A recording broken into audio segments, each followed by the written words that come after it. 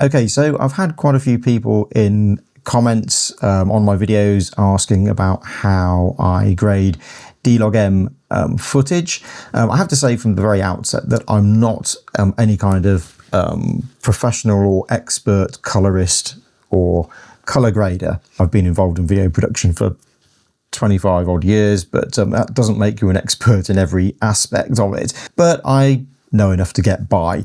And so I thought I'd go through some of my footage and show you my general workflow when it comes to grading.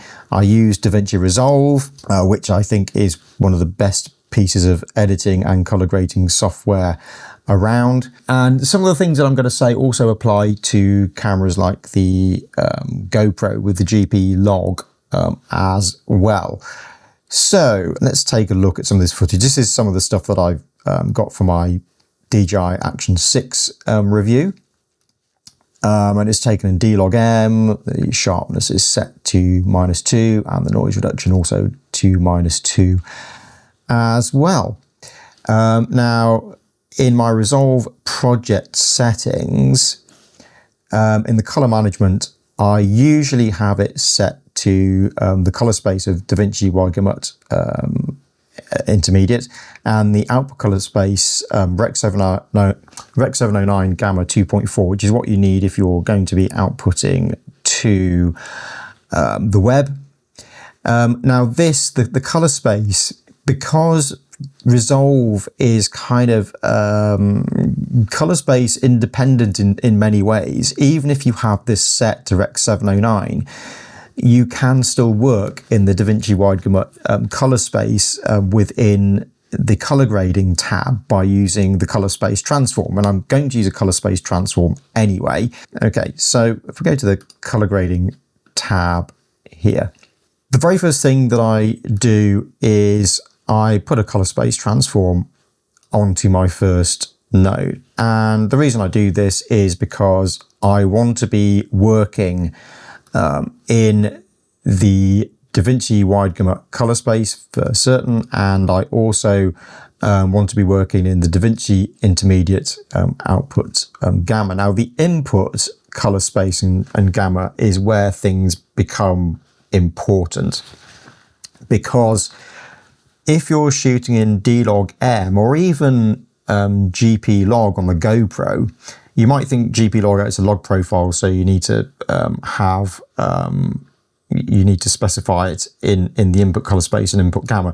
Now, there is no GP log option within the color space transform in Resolve, and also with D-Log-M, D-Log-M is not really, as far as I know, an absolute true log profile despite its name. And a mistake a lot of people make is that they go into this color space transform and they set it to DJI D-Gamut and the DJI D-Log, but D-Log-M is not D-Log. So the correct way to put the input in this color space transform is to set it to Rec 709. If you do it any other way, then you won't get the right result. I've got a little bit of a tip to people who are using the GoPro a bit later on that you can do as an extra step ahead of this if you wanted to, particularly if you're working with different cameras, but I'll go into that a little bit later. Anyway, so we've got our correct color space transform going. Okay, so the next node I'm going to add a series of parallel nodes. And these are going to be my basic color correction. Don't know how many, let's add 4. And I'm going to separate out my different adjustments here. And again, I'm just going to come back to that because I want to set up my node tree fully first. I add another serial here. Usually I have this as a sharpening node. And you want to do your sharpening on the last node of the tree, really, after all your corrections. After this, I need to do a color space transform, again back direct from the DaVinci Wide Gamut and DaVinci Intermediate back to Rec 709. But I don't use a color space transform anymore. Instead now, I use a DCTL. I use this because it gives a much nicer result, I think. And what you do is you download this DRT, this JP2499 DRT, and there are different variations, there are different versions of this that do this same thing, made by different people, and they give you a slightly different result. But at the moment I use this one because I think it gives a really nice looking conversion back to Rec 709. And you don't really need to adjust anything here. It works by default from the DaVinci Wide Gamut color space, but you can set it to convert back from ACES and Arilog C, etc. If that's what you're working to. But as you can see here, it's set to output back to Rec 709 with a gamma of 2.4. And here I just keep this just set to that. But as you can see from the result here, it actually gives a really nice result straight out of the door, so to speak. We haven't touched a DJI LUT anywhere, and yet we've got this result. What I tend to do with these different grading nodes is I will separate them out into specific adjustments. So I won't be doing multiple adjustments on each of these nodes. I'll do a single adjustment on each one. So my first one may be my exposure, and my second one might be my color balance,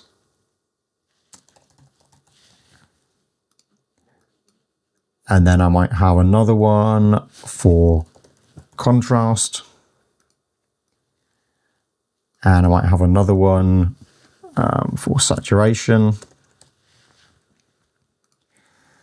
and then I might have an extra one depending on what I'm doing and the kind of look that I want.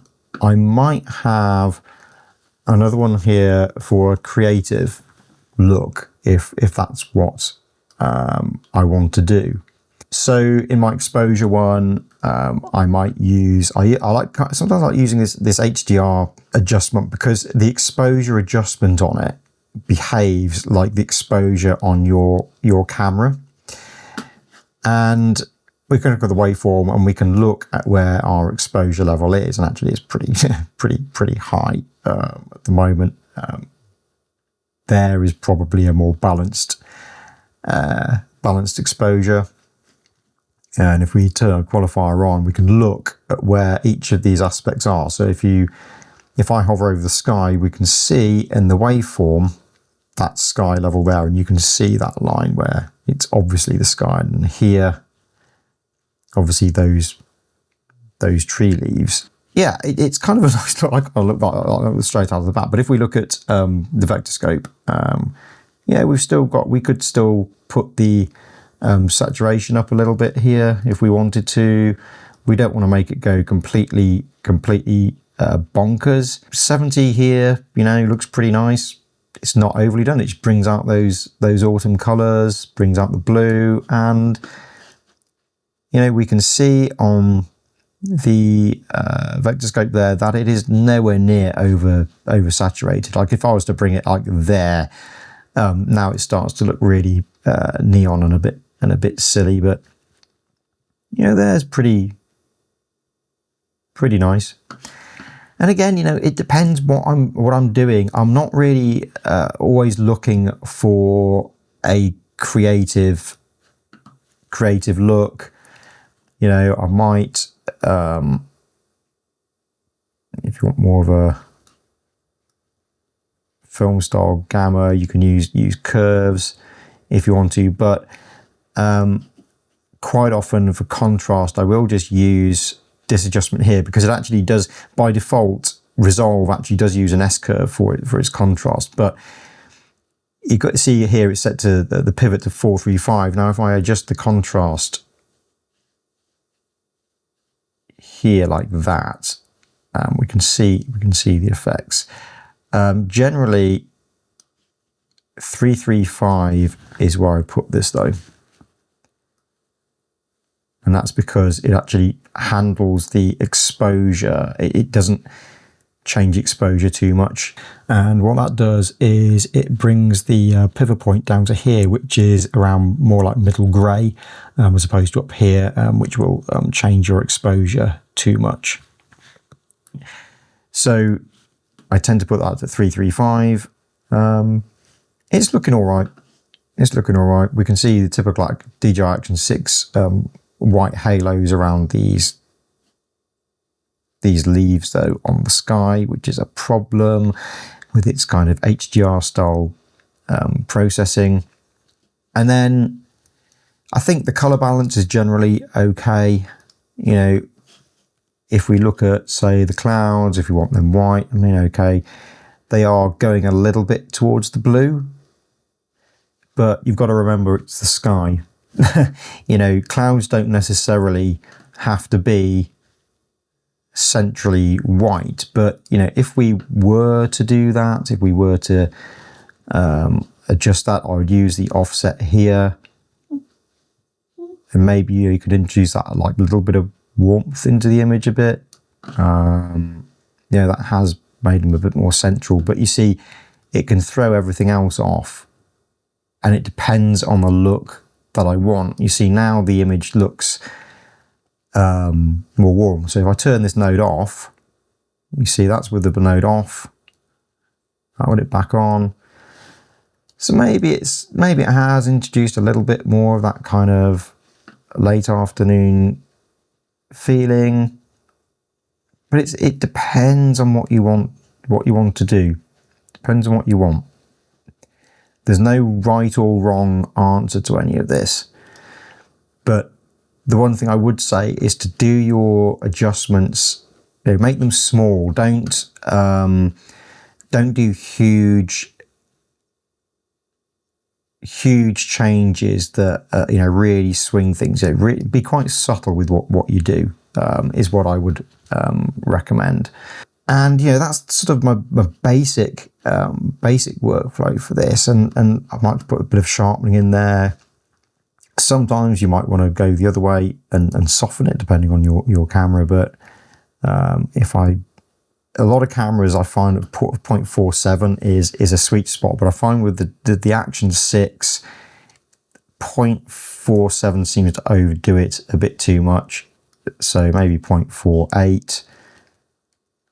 I'm turning it on and off, and you get just a subtle boost there. It just brings out a little more detail. So that is my basic workflow for the D-Log-M. You know, I can go ahead and to go to this next one, and because it's using the same settings, I can just go apply grade from one previous, and you know, then I can go in and I can adjust my settings for this particular image. So maybe make it a bit cooler, and you know, you can adjust your exposures and everything similar, you know, in a similar way to before. But again, you know, this is a fairly nice image just straight out of the bat. Do I want to maybe want to bring the exposure up just a little bit? You can see that's ungraded. That's with the subtle grade. And, you know, yes, you could use the DJI LUT, but you don't have as much control. I mean, just doing this, I hope that some of you can see that grading doesn't necessarily have to be complicated. you will retain more dynamic range in the image by doing it this way than just simply putting a LUT on.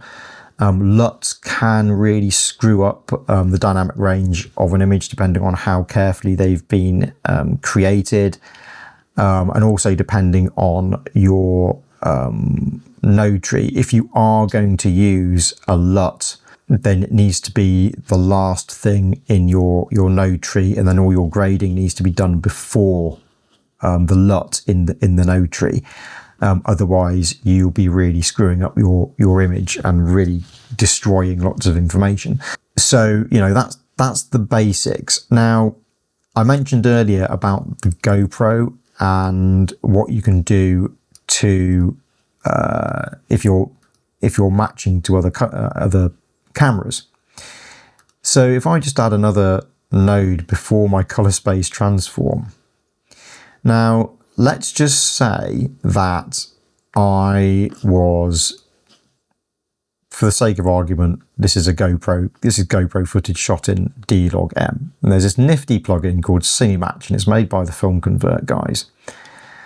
And they have profiled the sensors of a lot of different cameras. And what you can do with this is that, well, you can say DJI. You've got the Action 5 Pro, D-Log-M. Okay, so let's say you've got D-Log-M footage. And I've been shooting with my Panasonic S1. And I want to make, and I can set that to Vlog. And what we've got now is I've now turned my D-Log-M footage into a match to Panasonic Vlog, and then I can go to my CST, my color space transform, and I can now change my color space input to VegaMut, Panasonic VegaMut and Panasonic Vlog. And as you can see, we've got a fairly nice looking image at the end of this. So if you are wanting to work with different cameras and you want to keep your node tree this consistent between them, and your grading is consistent between them, this Cinematch is a really good little piece of good little plugin to have, and it's got a lot of different cameras here, everything from Arri, Blackmagic Design, GoPro, Fujifilm, Red, a lot of different profiles there that you can use. And so if you're using an action camera that you want to intercut with those cameras, then you can, and you can do it very accurately. And I've had some really nice results using this. So yeah, that's my little tip if you are using these cameras mixed in with others. Now, just as a bit of additional information, if you're working with a Mac or a PC, this actually is quite important for PC owners to know as well as Mac owners, because if you're working on a Windows-based laptop and you come to output your footage for when you're going to upload to YouTube or whatever you're going to be using this, using your video for, you need to get the output set correctly, your output color space set correctly. And the reason for that is because on the Mac, there's what's known as a gamma bug. And so if you leave it in Rec 709 and you output your footage in Rec 709 or to whatever the project setting is, then you will get a strange effect where, depending on the browser that your video plays in, even if it's already uploaded to YouTube, or depending on which player you use on your Mac, it will give you a different gamma. So you'll find some of your shadows look all lifted and it looks a bit washed out. Now, the commonly recommended advice to counter this is to use the gamma tag of Rec 709A. Unfortunately, this advice does not work. I repeat, it does not work, because different browsers have a different interpretation when the video gets played, even on YouTube. And so if you output on a PC and you set it to Rec 709 or Rec 709A, people who are watching your video on a Mac, in a Mac browser like Safari or Chrome or Firefox, they will not be seeing your grade in the way you intended. They might be seeing quite a washed out looking grade compared with what you intended it to be. The only solid way to get around this, and I had this confirmed by a guy who developed some very comprehensive grading software.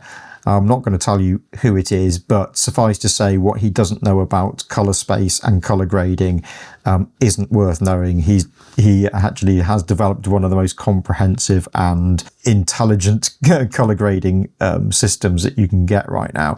But I asked him about this and how to solve this problem, and he's absolutely right. The only way to get around this is to set your color space tag and your gamma tag to sRGB. You will not lose anything. sRGB is incredibly close to Rec 709 in terms of the color gamut that's available and everything else. But it's the only way you will get each browser and movie player on every system to interpret your video consistently. If you set it to Rec 709, you'll get all sorts, or even Rec 709A, you'll get all sorts of different variations in the gamma. So the only way to get around this, guaranteed, is to set your color space and gamma tag to sRGB when you output your final file. I really have waffled on quite a bit, but I just wanted to give you this basic video just to show you my basic workflow for working with D-Log-M. It's nothing particularly special. Sometimes I do indulge in film looks, and I can go into that in a different video. But I also hope, as I say, that this shows that grading is not necessarily complicated. It's actually good fun as well. You learn something by doing it. But yeah, that's my very, very basic D-Log-M grading workflow.